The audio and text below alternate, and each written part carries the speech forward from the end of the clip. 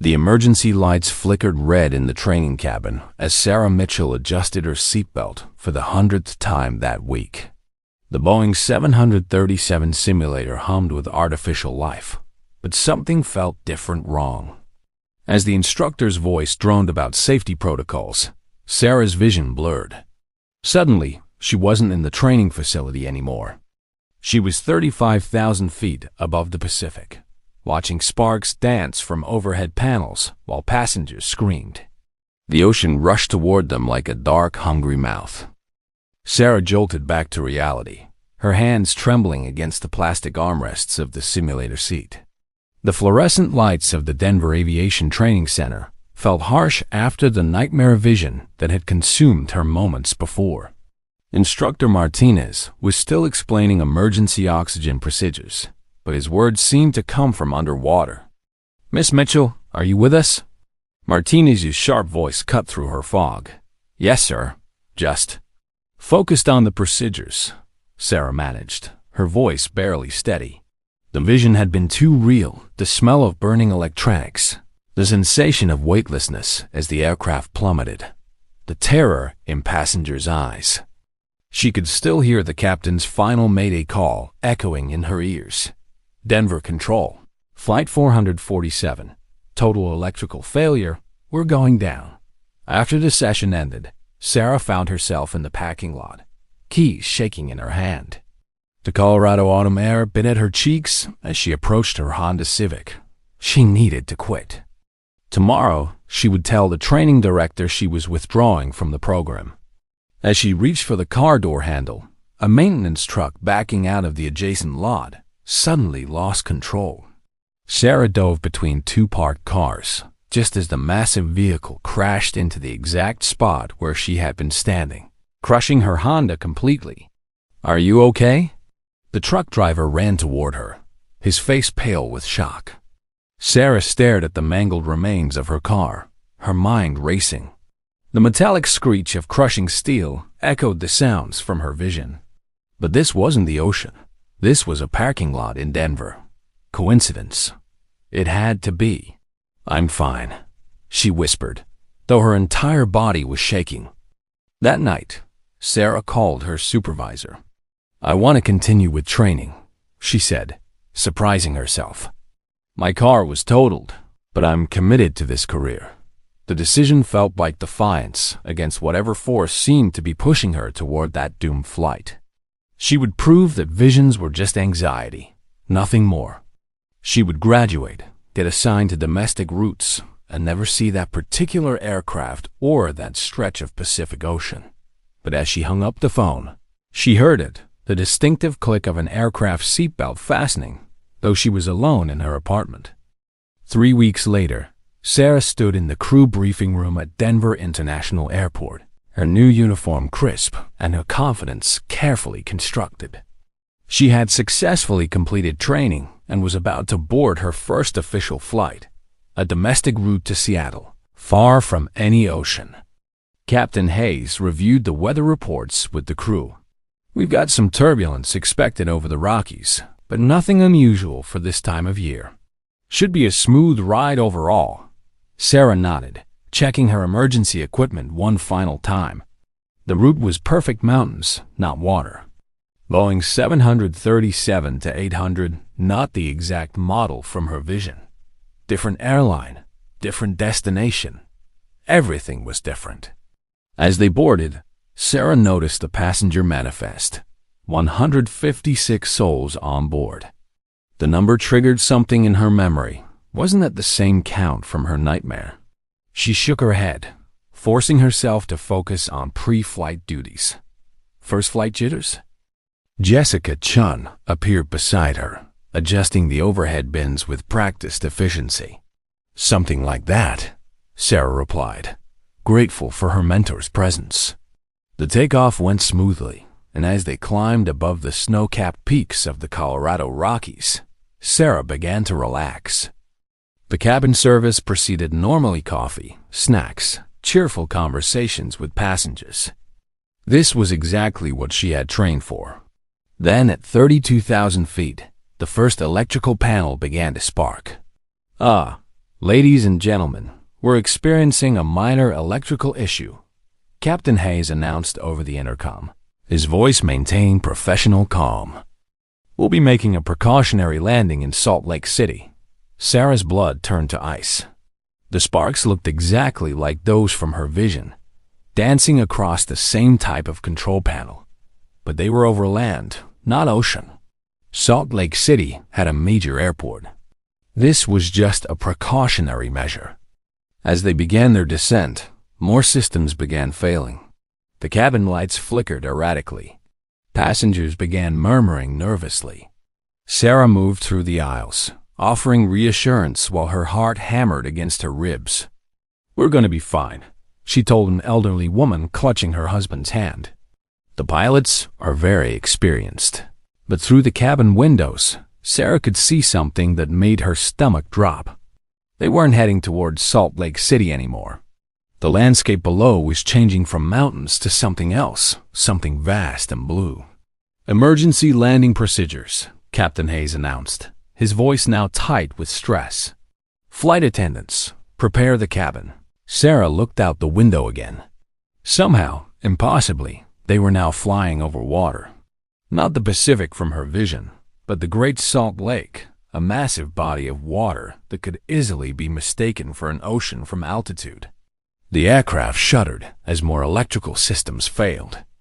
Sarah began the emergency checklist, her training taking over even as her mind reeled with the impossible coincidence.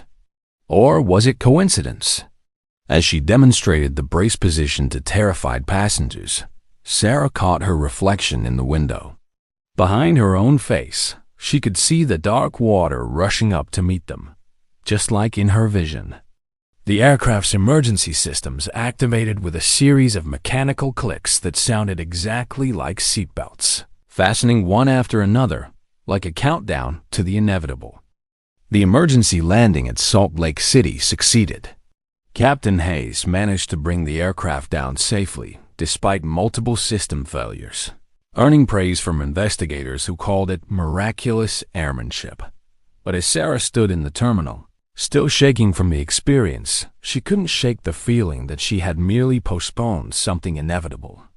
"You did great up there," Jessica said, putting a comforting hand on Sarah's shoulder. "First emergency, and you handled it like a veteran."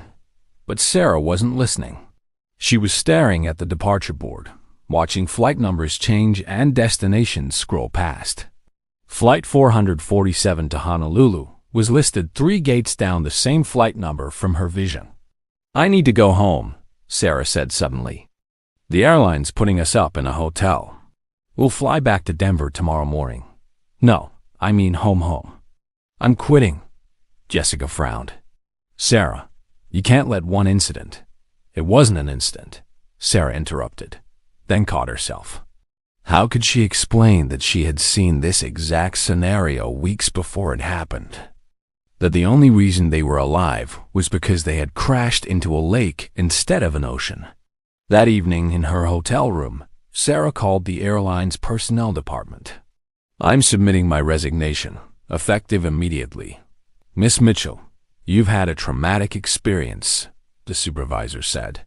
"Why don't you take some time off before making any major decisions?" "I've made my decision." But as she hung up the phone, Sarah noticed something troubling on the local news. A small plane had crash-landed in the hotel parking lot, just missing the section where her room was located. The pilot, attempting an emergency landing due to electrical failure, had lost control at the last moment. Sarah looked out her window at the wreckage below. The pattern was becoming clear, and it terrified her. Every time she tried to escape aviation, disaster seemed to follow, as if something was hurting her back toward that specific moment of doom. She booked a train ticket to Denver for the next morning, determined to put as much distance as possible between herself and any aircraft. But at the station, she overheard 2 conductors discussing a freight train derailment ahead caused by an electrical failure in the signaling system. "Buses are running extra routes to accommodate passengers," one announced. At the bus terminal, Sarah noticed a news report on the waiting room television. A Greyhound bus had experienced brake failure outside Colorado Springs, forcing passengers to evacuate on the highway. No injuries, but the cause was suspected to be electrical. Standing in the middle of the terminal, surrounded by stranded travelers and the constant hum of fluorescent lights, Sarah felt the walls of possibility closing in around her. Every escape route was being systematically eliminated, as if fate itself was engineering her return to aviation. Her phone buzzed with a text from an unknown number. Flight 447 to Honolulu, October 15th, Gate B7. Your destiny awaits. Sarah deleted the message immediately, but as she did, she heard it again, that distinctive sound of an aircraft seatbelt clicking shut, echoing through the busy terminal as if it were coming from inside her own head. She looked around desperately. Somewhere in this building, someone had just fastened their seatbelt. But they were on the ground, in a bus station, hundreds of miles from any aircraft. The sound came again, closer this time, as inevitable as a heartbeat. Back in Denver, Sarah barricaded herself in her apartment, refusing all calls from the airline. She had enough savings to last a few months, maybe longer if she was careful. She would find a new career, something completely unrelated to aviation, maybe teaching, or retail, anything that kept her feet firmly on the ground. For 2 weeks, the plan worked. She applied for jobs at local schools and shops, avoided airports, and even stopped watching the news to avoid any reports of aviation incidents. The clicking sounds had stopped, and she began to believe she had broken whatever mysterious pattern had been stalking her. Then Jessica showed up at her door. "The airline wants you back," her former mentor said, settling onto Sarah's couch with 2 cups of coffee. "They're impressed by how you handled the emergency. Captain Hayes specifically requested you for his crew. I told them I quit. They think it's just traumatic stress. They're offering counseling, additional training, even a promotion track. Sarah, this is a huge opportunity. I can't fly anymore. Jess, I just can't." Jessica studied her friend's face carefully. "What aren't you telling me? This isn't just about the emergency landing." For a moment, Sarah considered confessing everything. The vision, the pattern of electrical failures, the impossible coincidences. But Jessica was too practical, too grounded in reality to believe such a story. "I've decided aviation isn't for me," Sarah said instead. After Jessica left, Sarah felt relieved. She had resisted the pressure, maintained her resolve. But that evening, while preparing dinner, her apartment's electrical system began malfunctioning. The lights flickered in the same rhythm she remembered from the aircraft. The refrigerator hummed with an unusual frequency that sounded almost like aircraft engines. She called an electrician, but he found nothing wrong with the wiring. "Sometimes old buildings have quirks," he said with a shrug. That night, Sarah was awakened by the sound of her smoke detector chirping, not the regular low battery warning, but a pattern of beeps that sounded remarkably like aircraft warning systems. When she got up to check, the detector was silent, its green light glowing steadily. But as she returned to bed, she heard it, the unmistakable click of a seatbelt fastening, coming from her own bedroom.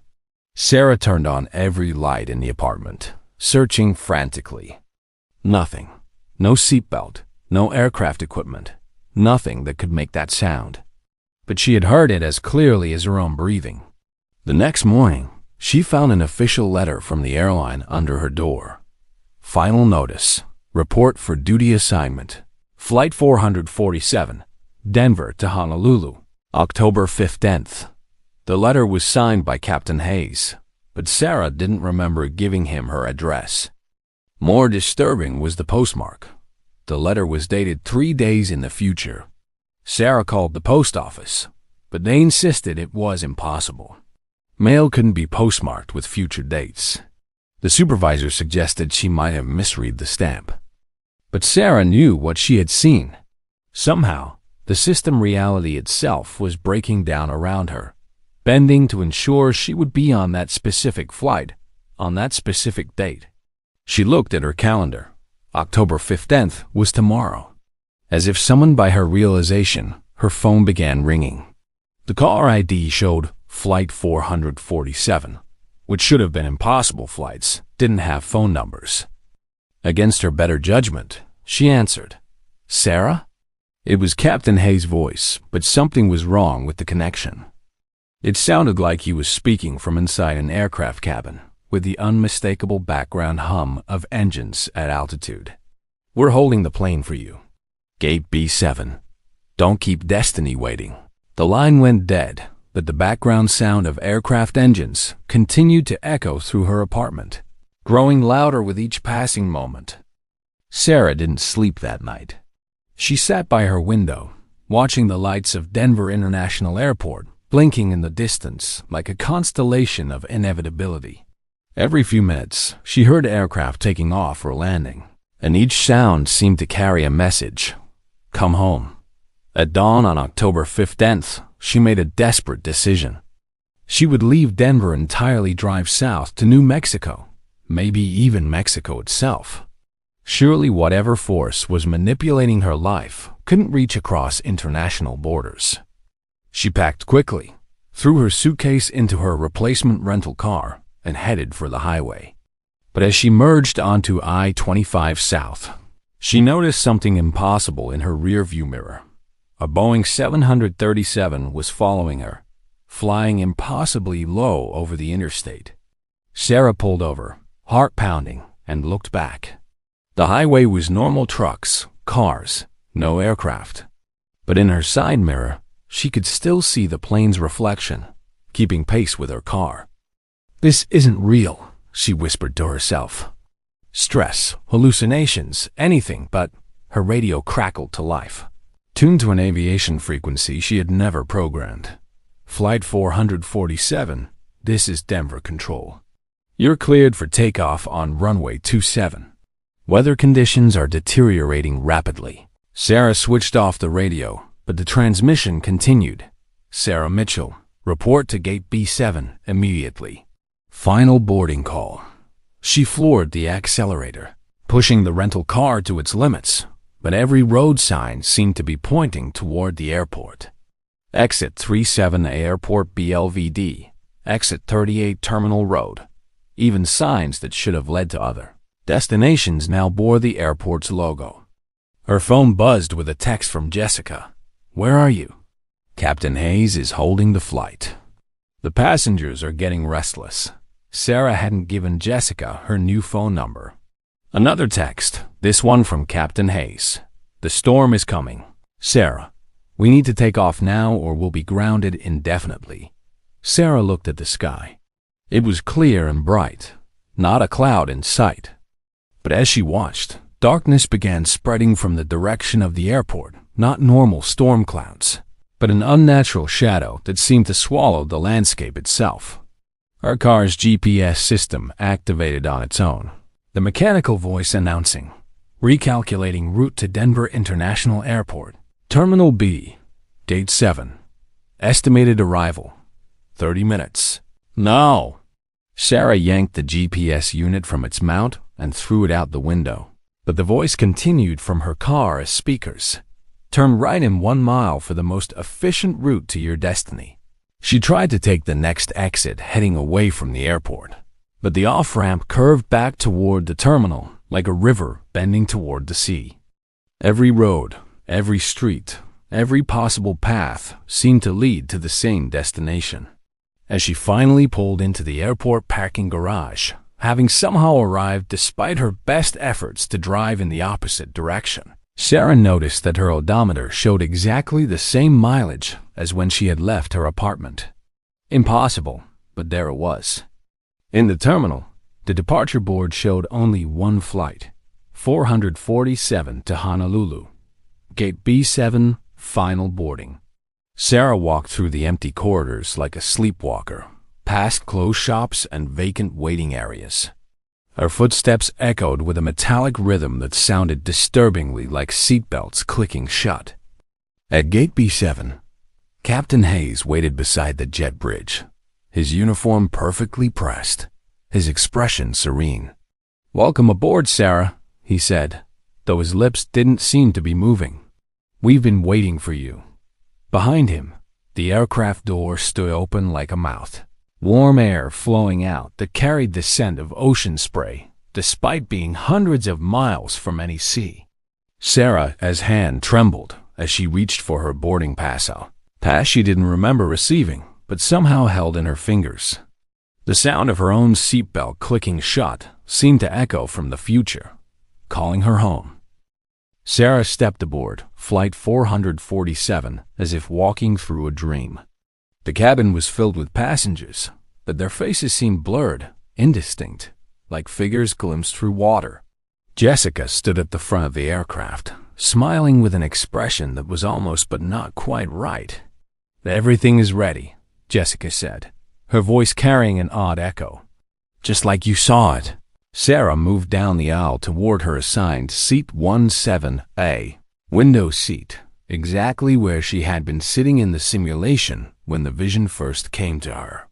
The passenger in 17B nodded politely as she settled in, but when Sarah looked at him directly, his features seemed to shift and blur. Captain Hayes' voice came over the intercom, warm and reassuring. "Ladies and gentlemen, welcome aboard Flight 447 to Honolulu. We're expecting smooth skies and a pleasant journey. Our flight time today will be approximately 5 hours and 37 minutes. Sarah knew those numbers were wrong. Denver to Honolulu should take over 8 hours, but she said nothing. Time seemed to be operating under different rules now. The aircraft pushed back from the gate with mechanical precision, and Sarah watched through her window as Denver International Airport fell away below them. But instead of the familiar Colorado landscape, she saw something that made her breath catch. Endless blue water stretching to the horizon. "Impossible," she whispered. The passenger beside her leaned over with a knowing smile. "Is it though? Haven't you been expecting this?" As they climbed to cruising altitude, Sarah noticed the subtle wrongness of their flight path. They should have been heading west toward the Pacific, but the sun was setting directly ahead of them, meaning they were flying east, out over the Atlantic. Yet somehow, the ocean below looked exactly like the Pacific waters from her original vision. "Ladies and gentlemen," Captain Hayes announced, "we're experiencing some minor electrical issues. Nothing to be concerned about, just routine maintenance items." Sarah's hands gripped the armrests as the first overhead panel began to spark, exactly as she had foreseen. The sequence was playing out with terrifying precision. First the navigation systems, then the communications equipment, finally the flight controls themselves. But this time, instead of fear, Sarah felt an odd sense of peace. She had spent months running from this moment, trying to change it, deny it, escape it. Now she understood that the vision hadn't been a warning, it had been a calling. "Why me?" she asked the passenger beside her, though she wasn't sure if she spoke aloud or merely thought the words. "Everyone has a destination," he replied, his voice now sounding exactly like her own. "Some people just know theirs ahead of time." The cabin lights dimmed as more systems failed. Passengers began to notice the irregularities, the sparking panels, the unusual sounds, the way the aircraft seemed to be descending despite the captain's assurances that everything was normal. But instead of panic, Sarah saw acceptance on their faces. They had all known somehow that this flight would be different. They had chosen to board anyway, drawn by the same inexorable force that had guided her steps to gate B7. Through her window, Sarah could see the ocean rushing up to meet them, dark and infinite under the strange sunset that seemed to come from all directions at once. The water looked welcoming now, not threatening like coming home after a long, difficult journey. "Brace positions," Jessica announced over the intercom, but her voice was calm, almost ceremonial. "Prepare for water landing." Sarah leaned back in her seat and closed her eyes. Around her, she could hear the sound of 156 seatbelts, clicking shut in perfect unison, not the panicked fumbling of terrified passengers, but the measured, deliberate sound of people who had finally accepted their destination. The last thing Sarah heard before the ocean embraced them was Captain Hayes' final transmission. Denver Control, Flight 447. We're coming home. The water was warmer than she had expected, and as the aircraft settled into its final rest, Sarah felt the strange peace of a journey completed. Above them, far above the surface, she could hear another aircraft taking off Flight 448, perhaps with another crew member having their first vision, beginning their own inevitable journey toward understanding. In the depths, surrounded by the gentle sound of settling metal and the eternal rhythm of ocean currents, Sarah's seatbelt clicked one final time, not an ending, but a completion. The cycle would continue, as it always had, as it always must.